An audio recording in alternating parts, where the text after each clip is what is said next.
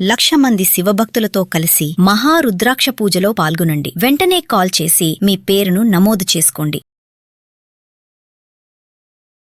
నమస్తే, welcome back to Suman TV. Present మనతో పాటు ఉన్నారు పబ్లిక్ స్పీకర్ రజనీరమ్మ గారు. నమస్తే మ్యామ్. నమస్తే నవీన. మేడం, ఇంగ్లాండ్లో మన ఇండియన్ స్టూడెంట్ అంటే అక్కడ చదువుకోవడానికి వెళ్ళి ఒక అమ్మాయిని ట్రాప్ చేసి 13 years అంటే మైనర్ అమ్మాయిని ట్రాప్ చేసి ఇబ్బంది పెట్టి ప్రైవేట్ పిక్స్ అన్ని తీసి ఇలా చేస్తున్న క్రమంలో అక్కడ పోలీసులు అని పట్టుకొని అరెస్ట్ చేయడం కూడా జరిగింది. అంటే అక్కడ యూకేలో రూల్స్ అన్నీ కూడా చాలా స్ట్రిక్ట్ ఉంటాయంట. ఇంకా మైనర్ అమ్మాయి అంటే ఇంక చెప్పాల్సిన అవసరం లేదు. అంటే ఎందుకు అసలు అంటే అది ఇంకా ఇండియన్ అబ్బాయి అని అంటేనే పరువు తీసినట్టు పని అది. ఎందుకంటే ఇక్కడ ఎలా ఉంటున్నారో, మనం ఒక దేశం నుంచి ఒక దేశం వెళ్తున్నాము అని అంటే ఎలాంటి జాగ్రత్తలు తీసుకోవాలి, అసలు చదువుకోవడానికి వచ్చాం, మనం చదువుకోవాలి, మనకి అమ్మాయిలతో మనకు అసలు పనులేంటి, అమ్మాయిని ట్రాప్ చేసి అమ్మాయిని పిక్స్ తీసి అమ్మాయిని లైంగికంగా ఇబ్బంది పెట్టి ఇంత చేసిన క్రమంలో పోలీసులు అక్కడ పట్టుకోవడం, అతను అరెస్ట్ చేయడం ఇంత జరిగింది. ఒక్కసారి మనం మాట్లాడుకుంటే దీని గురించి. విల్సన్ రాజు ఈ అబ్బాయి పేరు. ఇండియా నుంచి వెళ్ళాడు, చదువుకోవడానికి వెళ్ళాడు. ఏజ్ వచ్చి 24 years. ఓకే, బాగుంది, చదువుకో, చక్కగా డెవలప్ అవ్వు కదా. అది ఫేట్లో లేదనమాట. లేక అక్కడికి వెళ్ళి తప్పు పనులు చేయడం. అంటే ఇప్పుడు కొన్ని కంట్రీస్లో చాలా స్ట్రిక్ట్గా ఉంటారు. ఇక్కడ అదేం లేదులే అనుకున్నాడా, ఇది ఆ కంట్రీ కాదులే అనుకున్నాడా. ఇప్పుడు ఏ కంట్రీ అయినా వాళ్ళకి ఉండే చట్టాలు వాళ్ళకు ఉంటాయి. ఇప్పుడు మనం ఎక్కడికి వెళ్ళామో దాని ప్రకారం ఉండాలి కదా. రోమ్ వెళ్తే రోమన్లాగా ఉండమన్నారు కదా.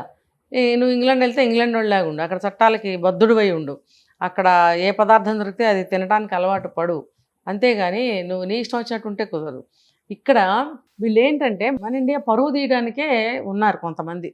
వాళ్ళు చేస్తున్నది, నేను చాలాసార్లు చెప్పాను, మనం చేస్తున్న ఏ పనైనా సరే సొసైటీ పరంగా కానీ, చట్టపరంగా కానీ, సామాజికంగా అంటే మళ్ళీ ఇంటి పరంగా కానీ, వ్యక్తిగతంగా కానీ డ్యామేజ్ అవ్వకుండా ఉండే విధంగా మనం నడుచుకోవాలి అని చెప్పుకున్నాం కదా.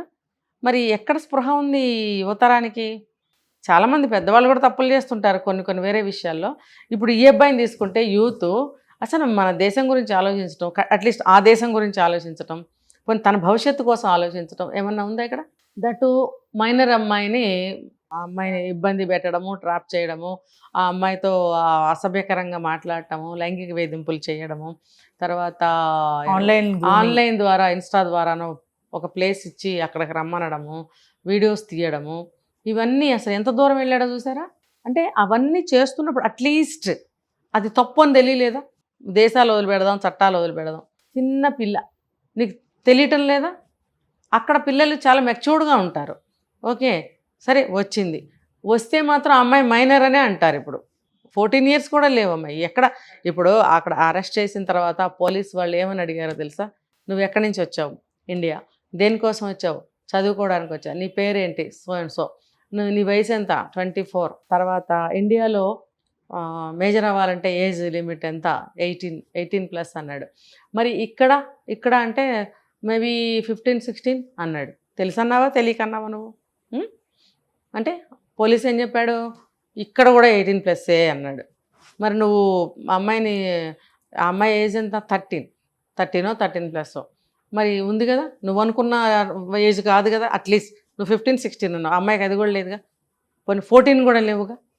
ఇవన్నీ అడిగినప్పుడు బెక్క చచ్చిపోయి సమాధానం చెప్తున్నాడు.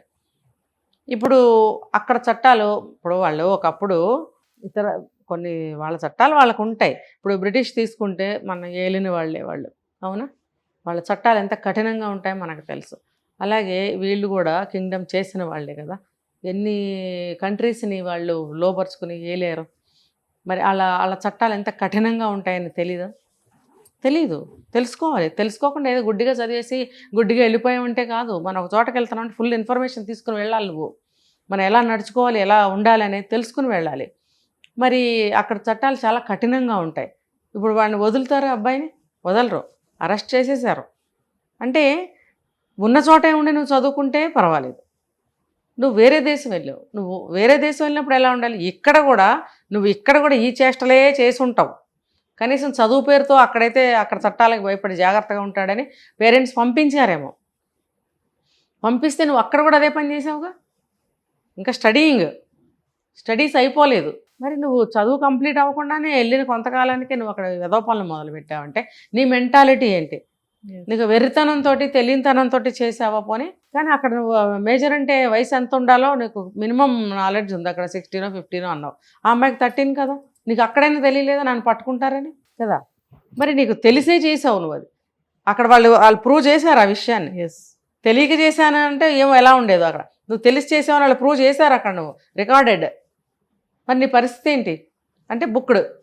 నువ్వు ఏ కోణంలో నుంచి నువ్వు ఇంకా బయటపడలేవు. పోక్సో, అక్కడ కూడా పోక్సో. ఇంకా మైనర్ కాబట్టి ఇంకా మనకింకా రిమాండింగ్ పంపించడము, ఎంక్వైరీ చేయడము, సానుభూతి, దయ, క్షమ, ప్రేమ, బంధుత్వాలు, అయ్యో అమ్మకన్నా బిడ్డ, అమ్మ ఎంత బాధపడుతుంది, ఇవన్నీ పరిగణనలోకి తీసుకుంటారు. అక్కడనో నథింగ్. పదరా, నువ్వు మేజర్వేగా, 24 ఏళ్ళు అయింది పుట్టి, పద. మరి తెలిసి ఎందుకు చేస్తున్నారు వీళ్ళు ఈ పనులు? ఇప్పుడు ఇక్కడున్న వాళ్ళైనా అక్కడున్న వాళ్ళైనా సరే తెలుసుకోండి. మనం ఏ దేశంలో ఉంటే ఏ పౌరుడిగా మనం మసులుకోవాలి, మెలగాలి. అక్కడ ఉన్నటువంటి ప్రతి విషయాన్ని అడాప్ట్ చేసుకోవాల్సిన అవసరం ఎంతైనా ఉంది. లా అండ్ ఆర్డర్ కానీ, అక్కడ బ్రతికే విధానం కానీ, ఫుడ్ హ్యాబిట్స్ కానీ, అక్కడ ఏ వనరులు దొరుకుతాయో దానికి అడ్జస్ట్ అవ్వడం కానీ, ఇవన్నీ కూడా పక్క మనుషులతో ఎలా బిహేవ్ చేయాలి, అవన్నీ కూడా మీరు తెలుసుకుని పరాయి దేశానికి వెళ్ళండి. మన దేశంలో కూడా అలాగే ఉండాలి. కానీ నిర్లక్ష్యం ఎక్కువ మనకి ఇక్కడ. మన దేశమేగా, మన వాళ్ళు ఏమన్నారులే, శిక్షలు తక్కువ, జీవితకాలంలో ఎప్పుడో 30 ఏళ్ళకి 40 ఏళ్ళకి శిక్ష పడుతుందిలే, ఈ లోపల మనకు అన్నీ అవుతాయిలే. నిన్న నేను ఒకటి చూశాను, ఏది ఇండియాలోనే ఏదో స్టేట్ 30 సంవత్సరాలు రేపు వెళ్ళిపోతాడు ఆయన పైకి. ఆయన అరెస్ట్ చేసుకుని ఆయన తీసుకెళ్ళారు. 84 ఏళ్ళు 85 ఏళ్ళు అంట. 33 సంవత్సరాల క్రితం అది ఏదో చేస్తే ఇప్పుడు అతనికి శిక్ష వేశారు. ఆయనకి నడవడానికి రావట్లేదు, తీసుకెళ్తున్నారు. ఇప్పుడు ఆయనకి శిక్ష పడింది. అంటే అలాంటి దయగల కంట్రీ మంది. దీన్ని అలుసుగా మాత్రం తీసుకోవద్దు. రేపో మాపో మన చట్టాలు కూడా కఠినతరం కాబోతున్నాయి. జాగ్రత్తగా ఒళ్ళు దగ్గర పెట్టుకుని ప్రవర్తించండి. మన హక్కులేంటి, తర్వాత మన పౌరుడిగా మన బాధ్యతలేంటి, బాధ్యతలు హక్కులు రెండూ తెలుసుకోండి. తెలుసుకుని ఒళ్ళు దగ్గర పెట్టుకుని బతకడం అనేది మంచి పద్ధతి. Thank you.